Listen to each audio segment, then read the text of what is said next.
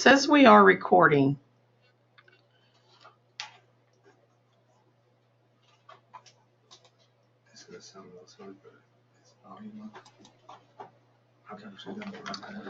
Thank you, Pam Black. That's wonderful. We're gonna turn this around a little bit. All right. So today we're going to talk about a few things, and just wanted to make sure that you guys had met some of the new staff. So we brought them in to the webinar to make sure that you guys know who they are, and we will introduce, making sure that the face matches the name. Right over here behind me is Phaedra Cohen, and let me move over here, Phaedra Cohen, she's waving. She's our new CTSO school program coordinator. I'll get her title right, I apologize. Next to her is Terry Freeney, and a lot of you know her from business and marketing. She is now our new communications program advisor. And over here is Daniel Mullenberg. He is our new trade and industry and STEM coordinator for our division. So thank you for coming in, guys. I appreciate it. Do you want them to say something? Well, okay, they want to say something. Oh, were you going to talk? Before I go, I just wanted to tell y'all that I'm looking forward to working with you to spread the great news of the CTE all over the state. So I'll be following up this meeting with an email to everybody so that you all have my contact information so that you can email me things that are happening in your areas that I can share in our digital newsletter every month. So, and on our social media platforms. Anyone else want to speak? No? Hi. Okay, thank you guys for coming in. And they're going to leave us so that we can get down to some other business and get you guys updated a little bit. So on the Perkins front, we are in public comment right now, and that information is on DCTE.arkansas.gov, and you can go online and click on Perkins, and in the Perkins area, go down, scroll down the screen a little bit, and you'll see a title called Public Comment, and you can get on there. We are updating the Perkins plan. It is a living, breathing document, and we are updating it once every 2 weeks. Now, how do you know what's been updated? What we'll do is we'll take down the old draft that was there, and then we will put a new copy of the draft up on the website, and that draft will be highlighted. And that highlight is what we've done over time, the 2-week time period to update that draft. Now, we also have out for public comment right now is our program quality indicator, and we want to make sure that you guys do go online, please, and give us your opinion on what that program quality indicator needs to be. I've seen a lot of your names on there, and I so appreciate your comments and everything that you've done in order to get out there and spread the word about this being on the website. So public comment for the draft will be up until January the 25th of 2020, but public comment for the program quality indicator will only be up until the 25th of December. So you have less than a couple of weeks in order for you to get the word out that that quality indicator is out there to be voted on. The only other thing is, I know a lot of you have emailed me, and I'm begging for your patience. And the whole idea behind me jumping into this is that really no one was here for a month, and so I'm working on about 17 different things, and I don't want to blame, but I'm just saying, give me a little bit of your patience, please. I apologize. I know some of you have asked me questions, and sometimes I have to ask questions to others because I am learning the law, and I'm learning the new law along with it. So I beg for your patience with me. And if you need me, please email me. I will do my best in order to get you taken care of. I have been trying to keep up with the portal and making sure that your post-approval edits and anything else that you have put in there, new projects, are taken care of. But if we do not get to that point where I can't look at it every single day, I have been trying to do that before I ever leave this building. So every night, make sure that if you have something out there that you have a question about, please, please, please send me an email, and I will try to take care of everything that you need to have taken care of as fast as I can. We are also going to have, I guess the rest of this belongs to Marion. So I'm going to move away and let Marion take care of, oh, wait a minute, local needs assessment. My bad, sorry. We need to make sure that you know that we'll have that ready for the state in January. Okay, so you will hopefully get that by the middle to late January for your area. Now, some of you may have already done your local needs assessment, but the way it was brought into us is that the state was going to do one, and you were going to add your questions onto the end for your region or your area. If that is not the case, please someone let me know, and I'll revamp the way we're doing this. But right now we have an agreement with a company that is supposed to be trying to help us get that labor market data, and they can get it down to a zip code. So if that all works out and we get to do that, then I don't think I'm jumping the gun, but if it does work out, we will have that labor market data for you and the wage information. Also a forecast for the next 5 and the next 10 years. So that'll help you in your areas to actually have that labor market data that you can do your assessment on. But I think that's it for me. I'm going to move and let Marion come in. Just one moment.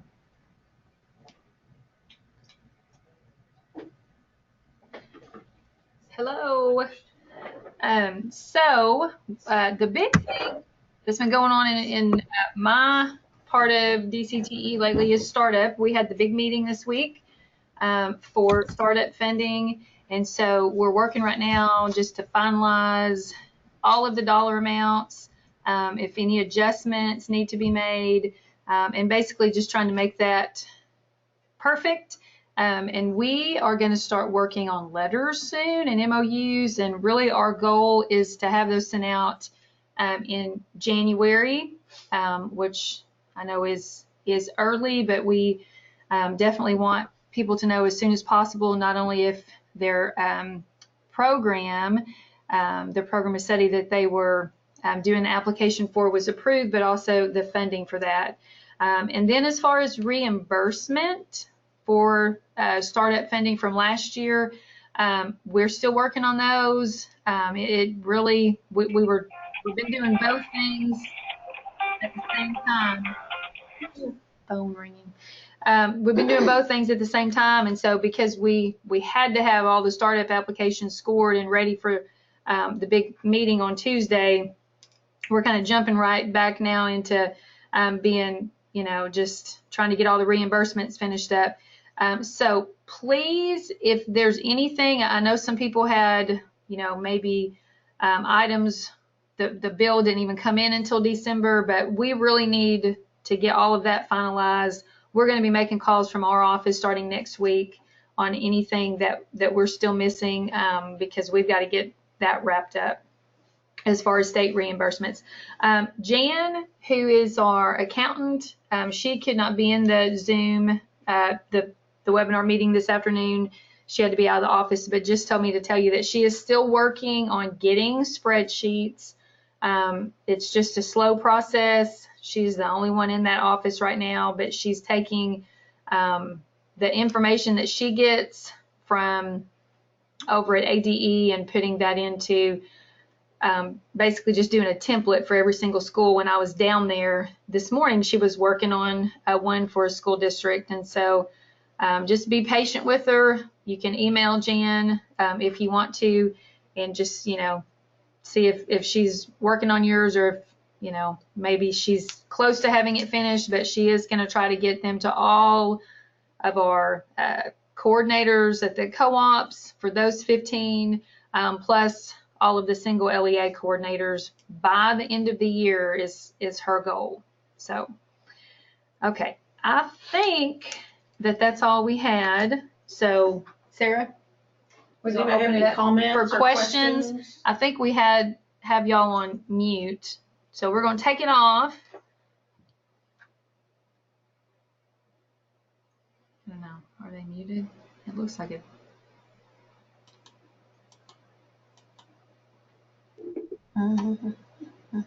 Okay. Nope, I think they should be able to speak. And y'all can type. Yeah. Pam Black, thank you. Go ahead. Go ahead. Yes. Hi, this is Rhonda Fowler at Northeast. Hey, Rhonda. Hi. I want to make sure, we had some problems in the past with getting the startup letters to the coordinators, and I want to make sure that we get that letter as soon as the superintendent gets that letter. Yes, that is on the list of things that we are going to do. For those of you that the 15 coordinators that have, several districts within your cooperative, we're going to include y'all on that for sure. There will be minimum equipment list coming out with the letter with the MOU, and we're working on hopefully making them perfect.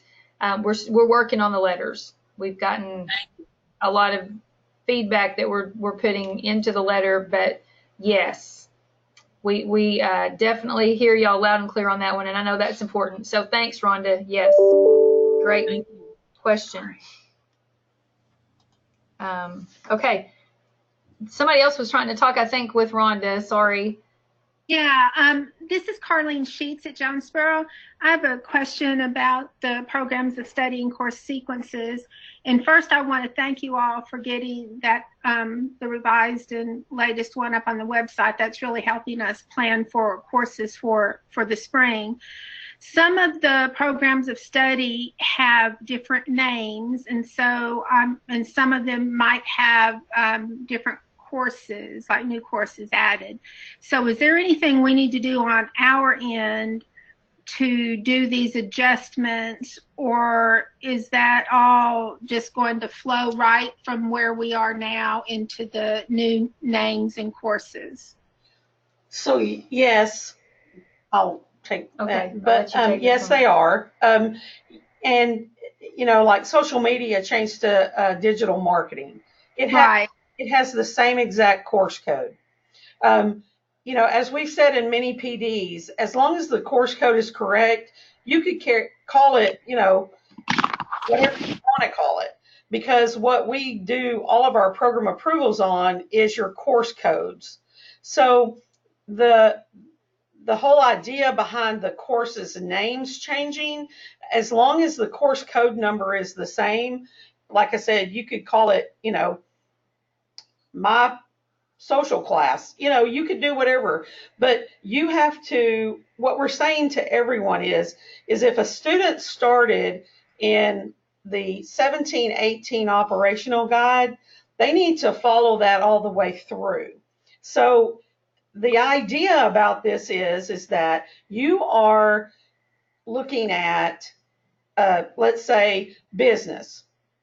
And let's say the accounting student has taken Survey of Business and Accounting 1. Well, and even if they were in the 17-18, they would have the option of taking the social media class as an elective.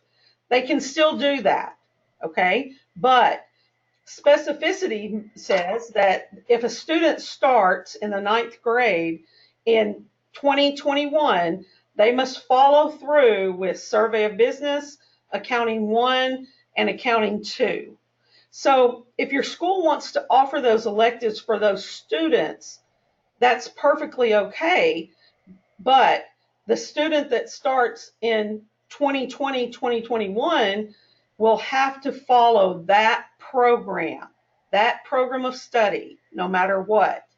So that means that for that 3rd level course, the only option they're going to have is Accounting 2.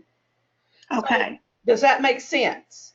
Yes, thank you. Okay. It has the kind of the college course catalog that you start in. That's the one that you're going to follow through till you graduate. Okay, and I have another question that mentioning college made me think of concurrent credit. So, you know, a lot of our courses offer concurrent credit, but all that's on the spreadsheet now are the courses that start with 4. Are the concurrent credit courses the one that start with 5? Are those going to be listed, or do we just assume if it's a concurrent course that it counts, or how would that be defined? I would actually speak to your program area about that, because every program area is different. But if the student is taking a concurrent credit class that is for college credit, most of the areas, if it meets the specificity, they're saying you can count it. Now, we can't list every single college course. So what I'm saying is that if, say, in accounting, and your student got done with Accounting 2 and they're a senior in high school and they want to take that concurrent credit course at, say, a college, then that's still okay. They're going to be a completer no matter what. But to take that 4th level, that course in college could be added to that, say a college accounting course. Maybe they're done and they can take Accounting 1 as a course for a college. That can be counted as that 4th level if they want to.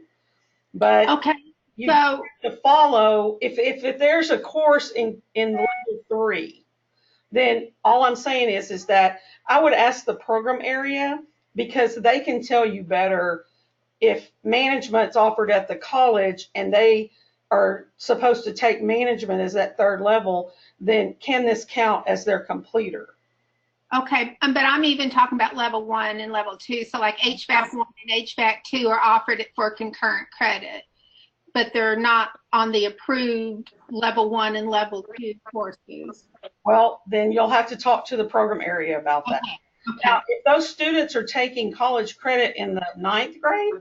No, 10th, 11th, and 12th. Okay, so they would have had to take the ACT in order to be approved to go to those courses. Right. Okay, so I would talk to your program area, and actually Danny, who was in here for that course, he'd be able to tell you whether he could count that as the concurrent credit class and count it as a completer. Okay, I don't see why he would. Okay, thank you. You're welcome. Do you have time for another course code question? Yes, ma'am. Okay, so I'm looking at the fitness and sports nutrition class specifically. I haven't seen where we have new course codes for that yet, nor a course description. And I had emailed the program area about a month and a half ago about course codes, because I know in business, for example, with those you just mentioned, the marketing and analytics and digital marketing, we use the same course codes as some of the social media courses. Right. My concern is, one of the conversations I've heard is that the fitness and sports nutrition class will essentially be nutrition and wellness expanded with the same course code. So if that's the case, I have a waiver for nutrition and wellness for high school credit at the 8th grade level. So that puts me in the position of, according to the program area, fitness and sports nutrition is a level 3 course, and I'm approved to offer that as a level 1 course, essentially. And I can't seem to get clarity on that. What would you suggest? Well, I can tell you right now that Marion just ran to get Danny and talk to him about that. She's Okay. back here. Let's see what she has dug up here. Okay, so I'm looking at Family and Consumer Science Programs of Study. So you said Fitness and Sports Nutrition course code?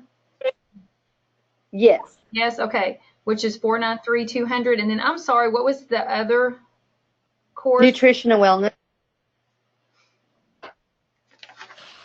And I'm sorry, I don't have the course code for that in front of me. Is that in the training industry? Okay, so, it's in, I'm not seeing it, Nutrition and Wellness. Mm-hmm.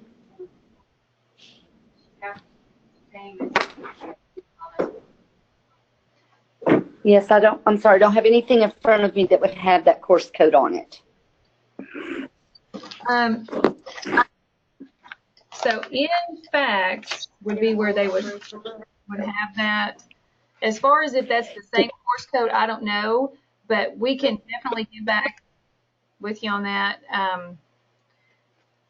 Well, I talked with Jessica last week because it had been several weeks since I sent the initial request. Okay. And I think maybe just staffing, whatever, there hasn't been a definitive answer there. But that answer for me is critical because I have a waiver, a multiple year waiver. And I almost believe that the course code for nutrition and wellness is 493-200. So if that's the case, then I'm offering a level 3 course at 8th grade for credit. So when you get to that. This is Megan Churchwell. I have nutrition and wellness as a course in my course handbook, and that is the same course code because I have the spreadsheet in front of me as well as the course code that I had, and that's the same course code for both. Okay. I thought it was. So what that's going to do for schools like me that have that waiver, and I don't believe I'm the only one, I'm now in the position of, in 8th grade, my students will take what is equivalent of a 3rd level course, but it's only a semester long. So my request had been for a different course code for that fitness and sports nutrition. I'm going to have a serious problem next year because I've got 1,500 8th graders coming up. And it'll affect several hundred of those, I believe. Okay. So you want me to send that? Do you want me to just forward some emails to you so you have a little bit of history on this? That would be great. Would that be helpful? Yeah, Yes. include both of us, Marion and Sarah both. Okay. We'll get on it. Okay, awesome. I wrote down as much as I could from that, but and I'm sorry, who That was Starlinda. hi Starlinda. But yeah. Hello, I'm trying to get you to access my camera. Hello. Yeah, just I think I've got nutrition and wellness, same course code, waiver for 8th grade, half credit, one credit. And so what are we going to do about that being offered at 8th grade and then having only been a half credit and now we're turning that into a full year course? So a full year with the same course code at a level 3. So That's a problem. right, it was a level 2. Yes, so I will go ahead and gather up the correspondence we've already had and forward that so you'll have a little bit of history. Okay. I'm rolling our plans out today to my high school counselors, and that's a big question mark on that one. So. Okay. All right. Well, yes, we'll get on it. Thank you. Thank you. Okay. Anybody else? Okay, I see a question. Is it possible to link previous operational guides to the DCTE website? That's a great question, Carolyn. How are you doing? I'm doing just fine. So you're saying they're on there? It's under resources. Like archive documents? Yeah, archive resources. Okay, archive document. If you go to the website and go to CTE administration, I think that's it. But I think CTE administration, I think there's archived documents, archived resources. So if you can check that, that might be, I think they might be there. If not, then we can do about getting those on there. Another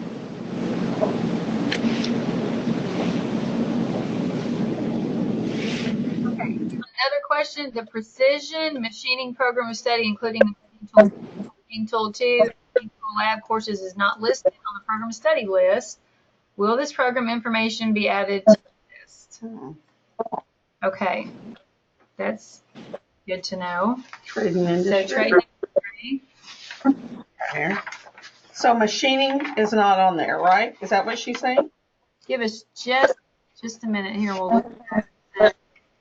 Machine tool precision machining program study. And we're talking machine tool 1, machine tool lab. It's not listed on the program of study list.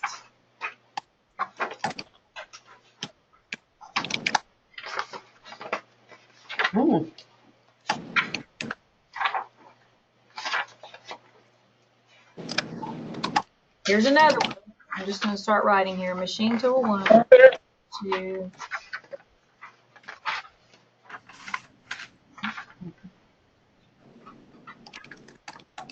Tool lab.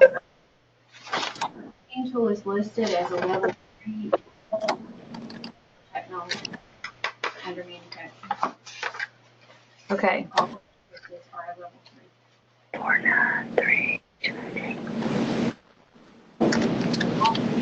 Or level 3 under manufacturing. But, Marion, this is Vaughn Stewart, and that's my question. So actually that precision machining was always a standalone program of study in its own, and it truthfully needs to remain that way, because that is a key piece of the Industrial Equipment Technologies program. And it is listed as level 3 courses in that. All 3 of those are. Right. So, and that has been, that's one that would be very hard to separate out. You would never be able to take machine tools 1, 2, and lab as level 3 courses. And I think that it is counter to what the levelized and specificity is. Right. I agree. Yeah. Like you. Okay. Well, we will look Same into way. that. Okay. Same way with electronics, same way with, yeah. Exactly. Yep. So my second question is, while you have the Advanced Manufacturing Program of Study pulled up, we were able, when we met in Little Rock at the library, I did visit with Dr. Kremers, I think Marion, and Cheryl Wiedemeyer, visited with her. The names that you have for the level 1, 2, and 3 courses, we were able to go back and in parentheses put the correct names of the manufacturing programs, which are level 1, Introduction to Manufacturing, level 2, Design and Manufacturing, level 3, Manufacturing Production Processes. Those titles that you have listed, those belong to SREB. Those are the Integrated Technology Production titles of the SREB program, and SREB owns those, to which you have to have an agreement and you have to use their curriculum. Okay. So those titles need to be dropped. The actual titles that were always manufacturing course titles were Introduction to Manufacturing, Design and Manufacturing Production Processes. Okay. I just don't want there to be an issue with a copyrighted curriculum, because standards should not identify curriculum, but that clearly identifies the SREB curriculum, and that is not available to districts unless they sign the MOU, the contract, and their teachers attend the training. Okay. All right. It also is listed, unfortunately, those 3 course titles are listed under the course code management system. So when people are looking up advanced manufacturing courses, they would not be able to find them under the SREB titles. Yeah. Okay. Okay. Thanks, Dawn. Andrew. You are more than welcome. Okay, so, Carlene, when we receive the state Perkins plan in January, will we have a template and instructions for what we need to do to ensure our local LEA plan is completed correctly? Or will we use the list of components we received in the spring?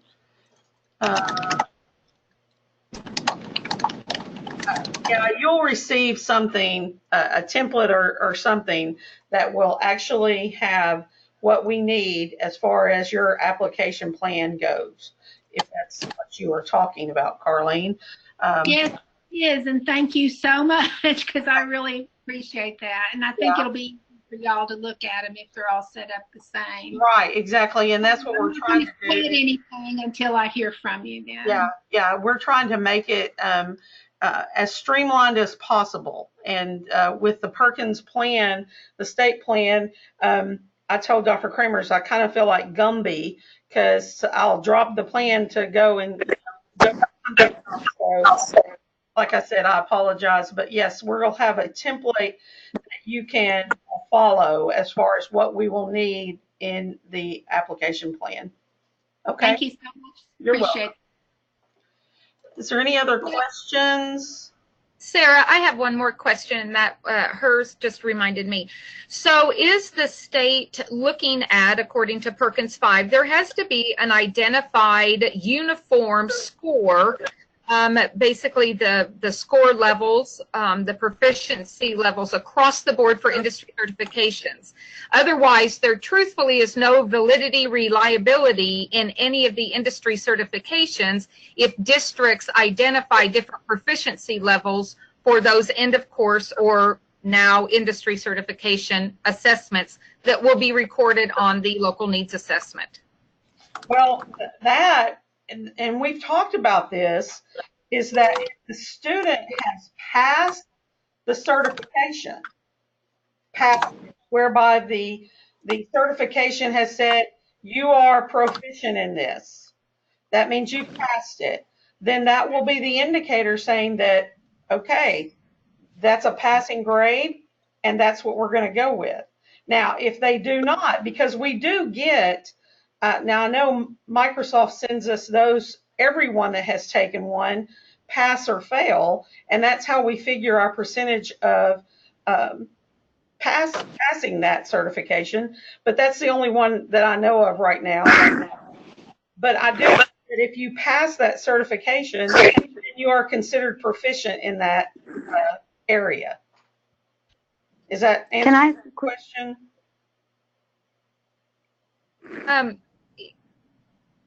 That would be accurate for those assessments for which the proficiency levels have been provided, but not all of the industry certification that are listed have that same format.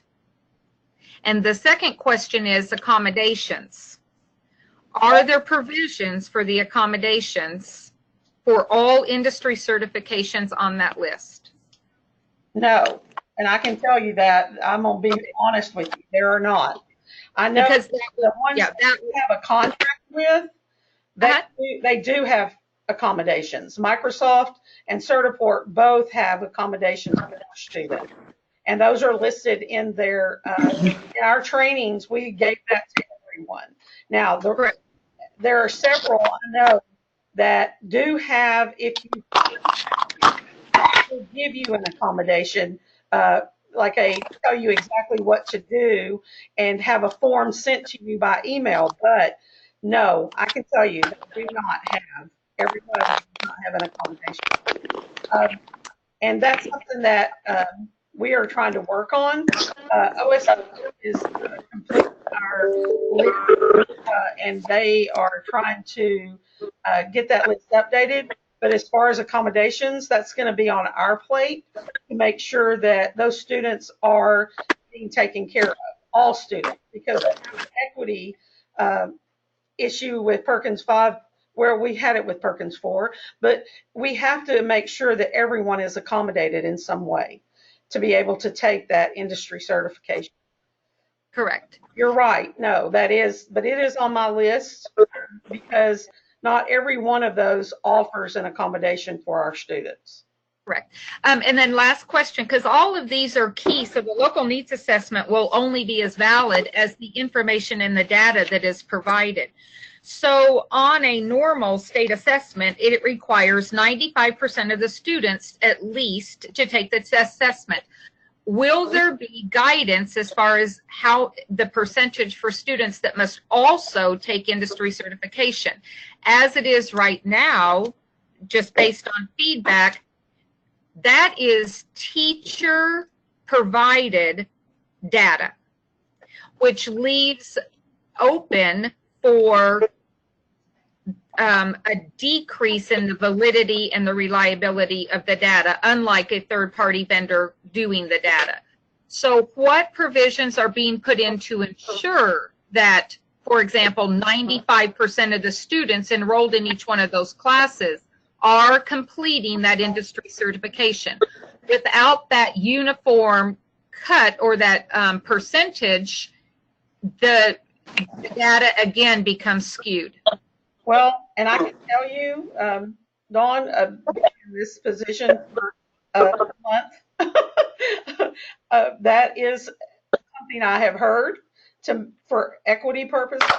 But right now, as you said, the majority of what we get is teacher information. And we are going to do this the right way, then we'll do it the way Microsoft does it. And Microsoft actually sends us that student data and pass or fail rates and to get those percentages.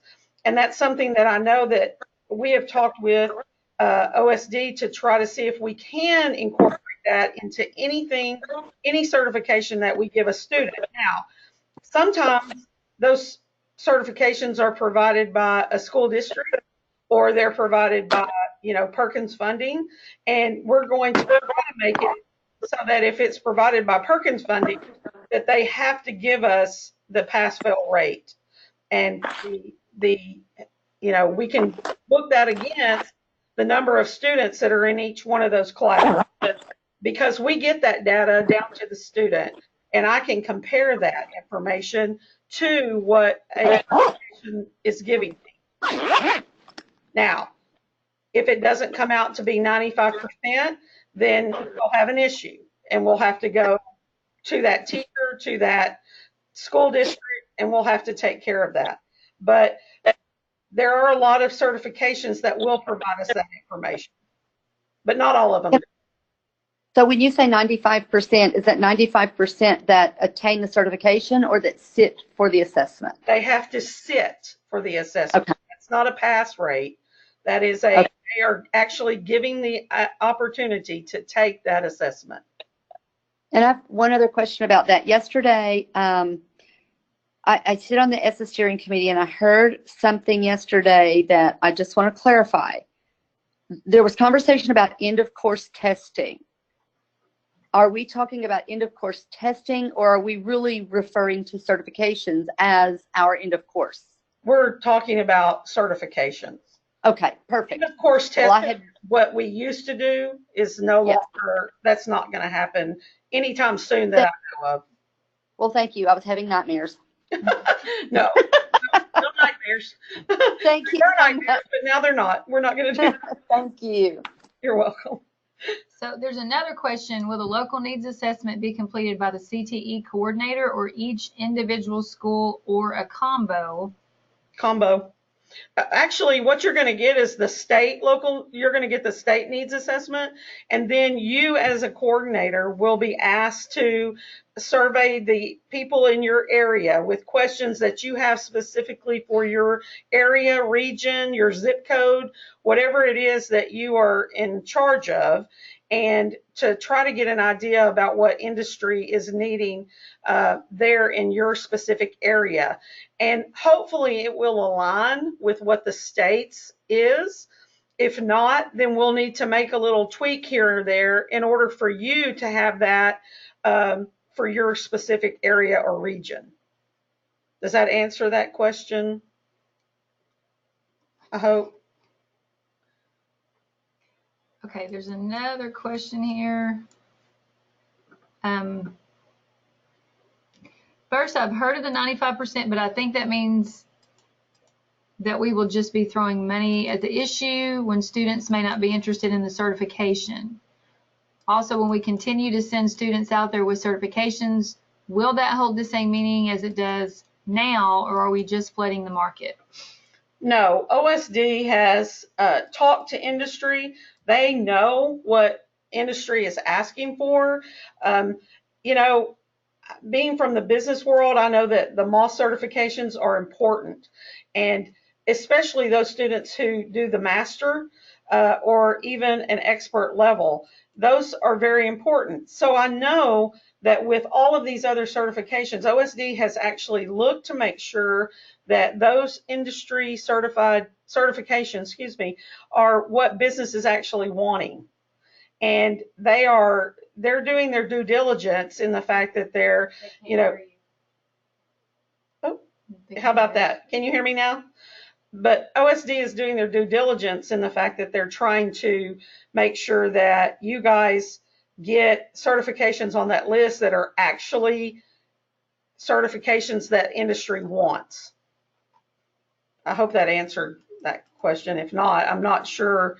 We can sit down and have a whole long conversation about what industry certified, any industry certified certifications means, because there's a lot of different answers to that question by a lot of people. Can y'all hear us now? Okay. We were muted for a second. I think our internet went out for a moment. Okay. Okay. I don't. Oh, no, that was on that local needs. No. Will the local needs assessment be completed? Go back up. Oh, that one. When will the local needs assessment be due? We're probably going to need it by March. If I get it to you in January, I figure, January, a month. If that's not enough time, then let me know. I'm not asking you to do, anything major, because a lot of what you're going to see for your area is we can try to help you get that data information through our workforce agreement for, money, wages, and actually high paying, the high demand, I'm sorry, my thought just left me. High wage, high demand jobs. So, any help that you're going to need with that, we can probably help you with that data with the agreement that we're hopefully signing with Workforce to get that information to you. And Emily, we know that you are going to be a little bit otherwise occupied for a little while with the baby, so we will help you with that. And one thing that we talked about too, working with the team over at Accountability, because they're helping to make ours look like basically the one that they use for the ESSA plan, and they're all about it being short and sweet as possible. So most definitely. That's going to be a big part of that too. Sarah, just a quick question then on the local needs assessment. You would also be reporting, as one of the only ways to measure growth, the data that is aligned to the industry certification, also the program quality, how it aligns to local workforce, and the professional development pieces of it, along with many other. March would hit right at mid-semester. Many of the industry certifications would not be given until after that.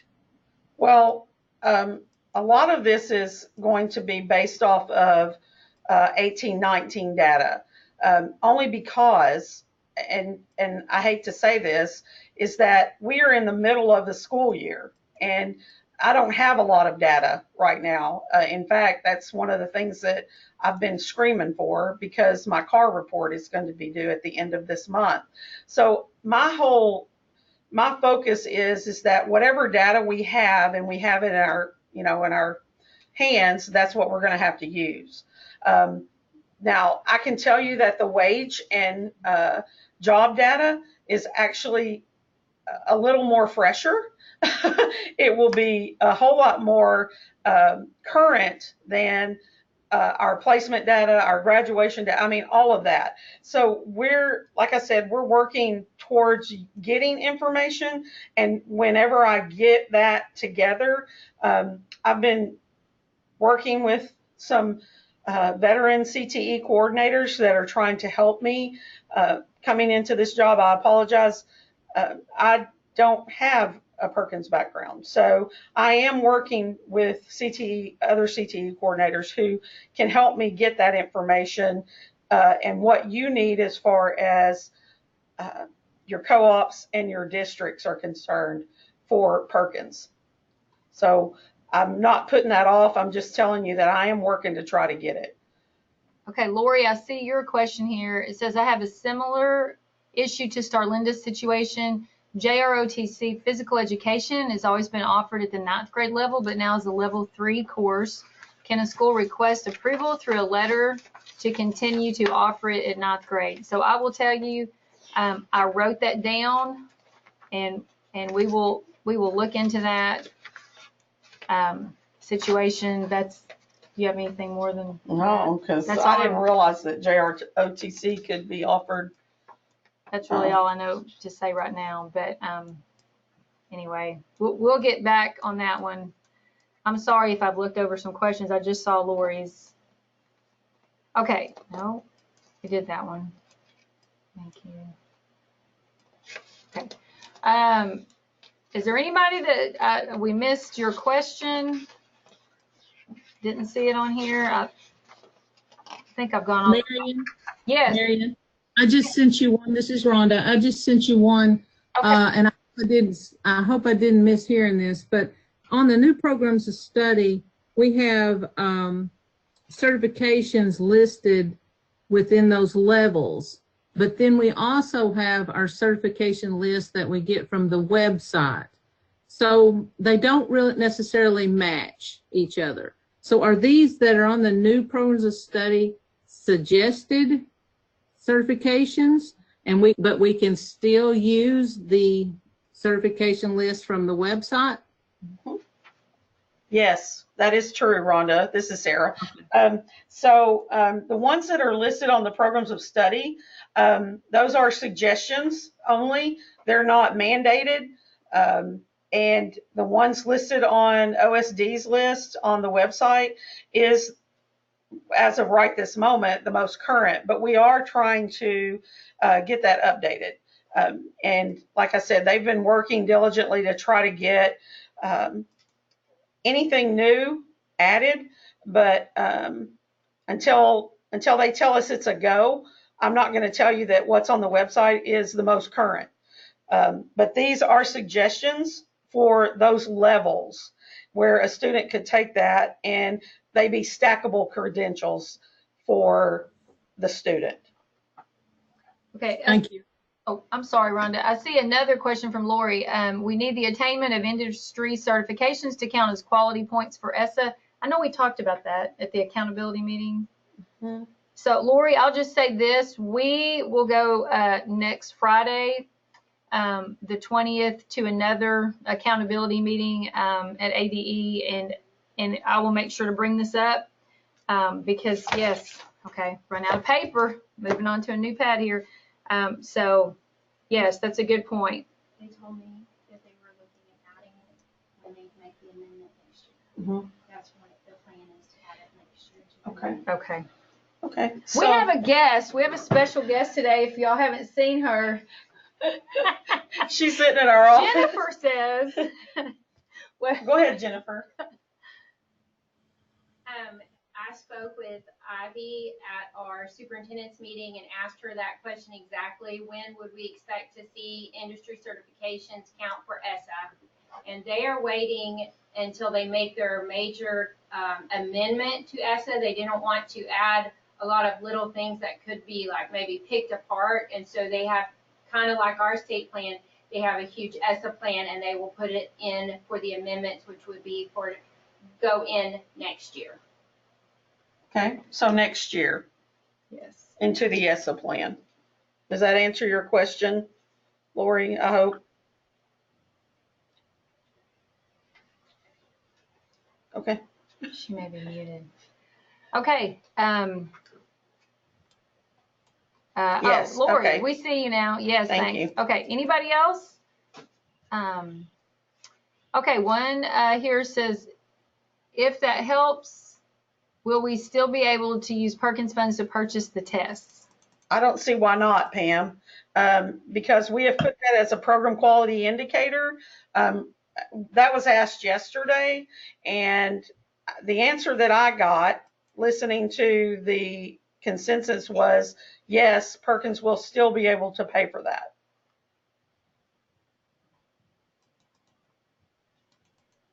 Okay. Any other questions?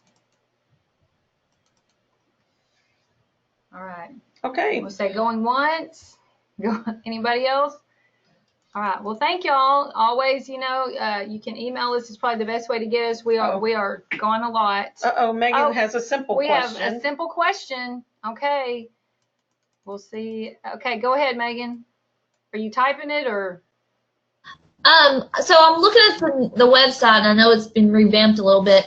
I'm looking for the certification list. I know it's on here. I'm flipping through all the tabs, and I'm struggling to find it. Can somebody point me in that right direction? Because some of the certifications that, when y'all brought up and talked about that a while ago, that really those are the ones approved. I want to make sure and check that again.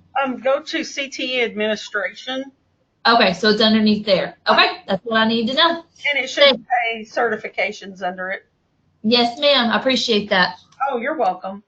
Well, if we don't see you guys or talk to you before Christmas, have a Merry Christmas and Happy New Year. Make sure that if you have any questions, email us, Sarah with an H.Schamberger, S in front of hamburger, at arkansas.gov and marion.coleman at arkansas.gov, and we'll try to help you in any way we can. And I appreciate your attendance. Thank you so much. Right, Thank you, Sarah. Thank you, Marion. Merry Christmas. Thank you.